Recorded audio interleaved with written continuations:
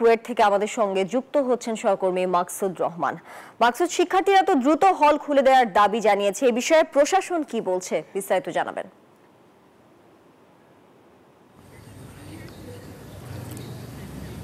জি ধন্যবাদ তানিয়া, আপনি ঠিকই বলেছেন যে সকাল থেকে আজকে পরিস্থিতি আরও যেন বেশি উত্তপ্ত হয়েছে।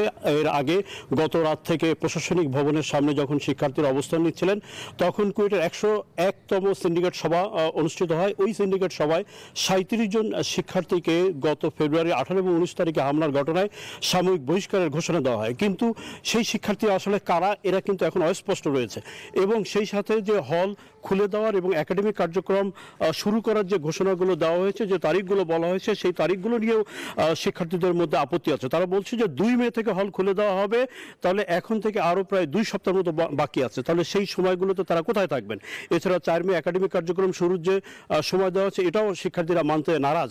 সব মিলিয়ে যে 6 দফা দাবি তুলেছিল ওই 18 এবং 19 ফেব্রুয়ারি হামলার ঘটনায়, শিক্ষার্থীরা সেই দাবি আজকের অবস্থান কর্মসূচি থেকে 1 দফা দাবিতে পরিণত হয়েছে।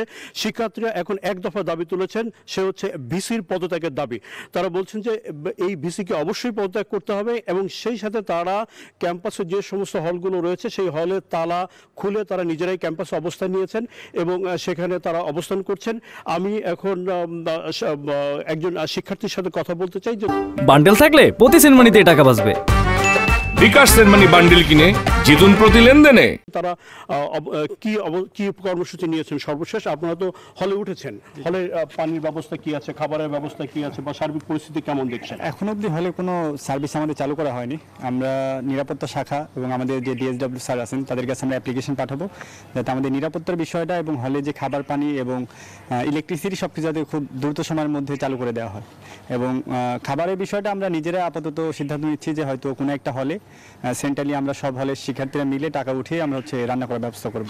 জি, এখানে তো আসলে সেই গার্ড বা অন্যান্য নিরাপত্তার ব্যবস্থা অভাব আছে। কি মনে করছেন যে আসলে এখানে থাকা কি নিরাপদ হবে কিনা, বা এই বিষয়ে কোনো প্রশাসনের সাথে কথা হয়েছে সার্বিক নিরাপত্তা দেওয়ার বিষয়ে? আমরা হলে উঠছি, এই বিষয়ে কথা বলা হয়েছে আর কি। আমরা বলে উঠছি, প্রবোধ স্যারের সাথে কথা বলেই আমরা হলে উঠছি আর কি। স্যার বলছে ঠিক আছে সমস্যা নাই, যা করছি আর কি। আর যদি অনেক সমস্যা হয় সেক্ষেত্রে দেখা গেল আমরা সবাই বিচ্ছিন্নভাবে, এখন তো সব মানুষ নাই, তো বিচ্ছিন্নভাবে সব হলে না থেকে দেখা গেল আমরা একই হলে এসে থাকলাম রাতের বেলা, সমস্যা হবে না এই ক্ষেত্রে আমরা আশা করতেছি। আপনারা কেন সর্বশেষ ভিসির পদত্যাগের দাবি তুলেছেন?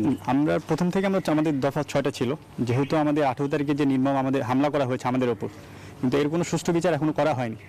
প্রথম আমাদের ফিজিক্স স্যার আমাদের নিরাপত্তা দিতে ব্যর্থ হয়েছেন, ব্যর্থতার দায় তিনি স্বীকার করতে রাজি হননি।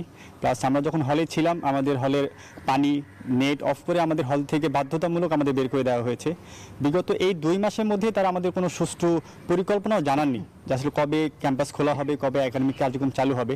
এই পরিপ্রেক্ষিতে আমরা কুয়েট প্রশাসনকে জানিয়েছিলাম যে 10 তারিখের মধ্যে যদি তারা সিদ্ধান্ত না জানায় আমরা 13 তারিখে ক্যাম্পাসে ফিরে আসবো।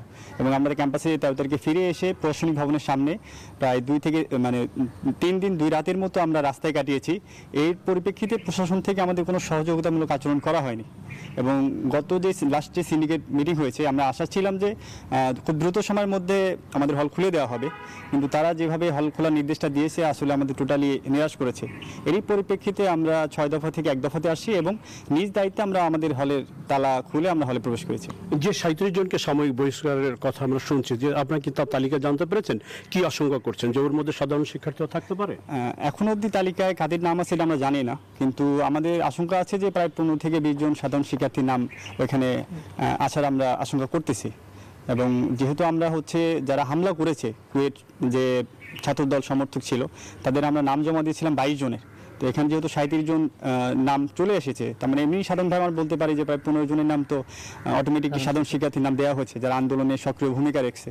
তো আমরা মনে করি যে আমাদের ভিসি স্যার তার সিট বাঁচানোর জন্য সাধারণ শিক্ষার্থীদের অন্যায়ভাবে ব্যবহার করতেছে। এরই পরিপ্রেক্ষিতে আমরা 6 দফা থেকে 1 দফাতে নেমে আসতে বাধ্য হয়েছি। যে তাহলে পরবর্তী কি কর্মসূচি আপনারা দিয়েছেন আগামীকাল থেকে, বা আজ থেকে কি কর্মসূচি নিয়ে? আগামীকাল থেকে আপাতত আমরা যে স্টুডেন্টরা তো এখনো আসতেছে, সবাই সম্মিলিতভাবে রাতে আমরা একত্রিতভাবে সিদ্ধান্ত নিব যে পরবর্তী কার্যক্রম কি হবে। ইনশাল্লাহ রাতের মধ্যে আমরা প্রেস রিলিজটা আমরা দিয়ে দিব। আপনার কি যারা এখন পর্যন্ত হলে আসে নাই সেই সমস্ত ছাত্রদেরকে আহ্বান করছেন যে হলে ফিরে আসার জন্য? হ্যাঁ, তারা নিজেরাই আমাদের সাথে কথা বলছে, যোগাযোগ রাখছে সবসময় যে হল খুলতেছে কিনা, হল খুলতেছে কিনা। এরকম অনেকেই আছে যে ফোন দিচ্ছে হল খুললেই আমরা চলে আসবো, আমরা জাস্ট থাকার অবস্থা পারতেছি না। আমরা কিভাবে ছিলাম আপনারা দেখছেন, মশার কামড় খাইছি, কয়েলের মধ্যে ছিলাম, এভাবে রাত যাপন করা যায় না আসলে।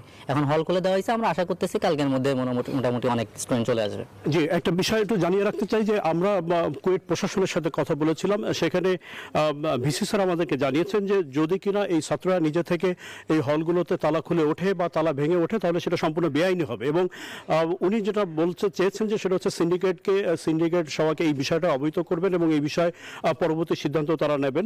ছাত্রদের বক্তব্য হচ্ছে যে যখন কিনা এই ক্যাম্পাসে হামলার ঘটনা ঘটে এবং সাধারণ প্রায় শতাধিক শিক্ষার্থী আহত হয়, সেই সময় ভিসি সম্পূর্ণ ক্যাম্পাসে নিরাপত্তা দিতে ব্যর্থ হয়েছে এবং এর দায় নিতেও তিনি অস্বীকার করেছেন। এবং শিক্ষার্থীর বিরুদ্ধে একটা মামলা হয়েছে এই গত সপ্তাহের শেষের দিকে।